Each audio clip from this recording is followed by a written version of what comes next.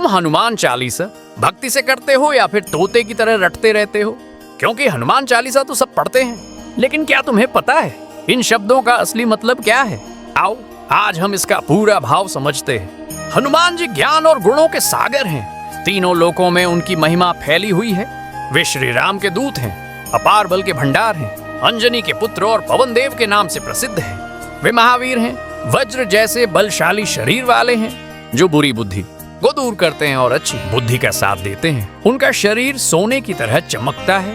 कानों में कुंडल और घुंघराले केश उनकी शोभा बढ़ाते हैं।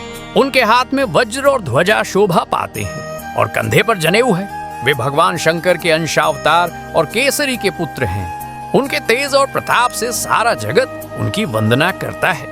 वे विद्वान, गुणी और बुद्धिमान हैं और हर समय श्री राम का काम करने के लिए तत्पर रहते हैं। उन्हें श्री राम के चरित्र सुनना बहुत प्रिय है और उनके हृदय में राम, लक्ष्मण और सीता बसे रहते हैं। सीता माता को आश्वस्त करने के लिए उन्होंने सूक्ष्म रूप धारण किया और लंका को जलाने के लिए विकराल रूप लिया। भयानक रूप धारण करके उन्होंने असुरों का नाश किया और श्री राम के सभी कार्य सफल किए।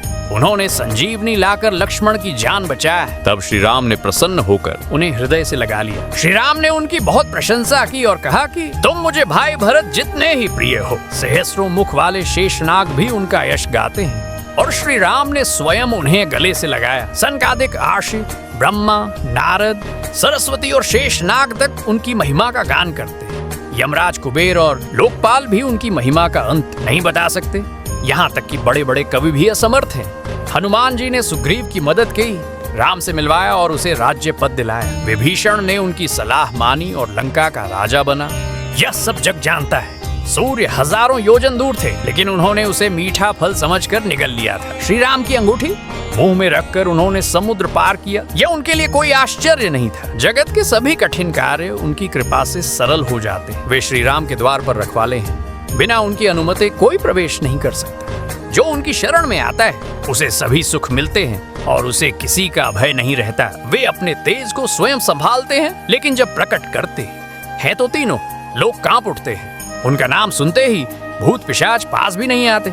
उनका नाम जपने से रोग मिटते हैं और सभी पीड़ाएं दूर होती है। जो मन, वचन और कर्म से उनका ध्यान करता है उसे वे सभी संकटों से छुड़ाते हैं। श्री राम तपस्वियों में श्रेष्ठ हैं और हनुमान जी ने उनके सभी कार्य पूरे किए। जो भी भक्त अपनी इच्छा लेकर उनके पास आता है उसे जीवन में अमिट फल मिलता है। चारों युगों में उनका प्रताप प्रसिद्ध है और उनकी महिमा से जगत प्रकाशित होता है। वे साधु संतों के रक्षक हैं, असुरों के संहारक और श्री राम के प्रिय हैं। माता सीता ने उन्हें वरदान दिया कि वे अष्ट सिद्धि और 9 निधि देने वाले बने। उनके पास राम नाम का अमृत है और वे सदा श्री राम के दास बने रहते हैं। उनके भजन से श्री राम प्राप्त होते हैं और जन्म जन्मांतर के दुख मिट जाते हैं। मृत्यु के समय उनका भक्त श्री राम के धाम जाता है और हर जन्म में हरि भक्त कहलाता है। अन्य देवताओं की पूजा की आवश्यकता नहीं। केवल हनुमान जी की सेवा से सब सुख मिल जाते हैं। जो भी उन्हें याद करता है उसके सभी संकट कट जाते हैं और उसकी सारी पीड़ा दूर हो जाती है।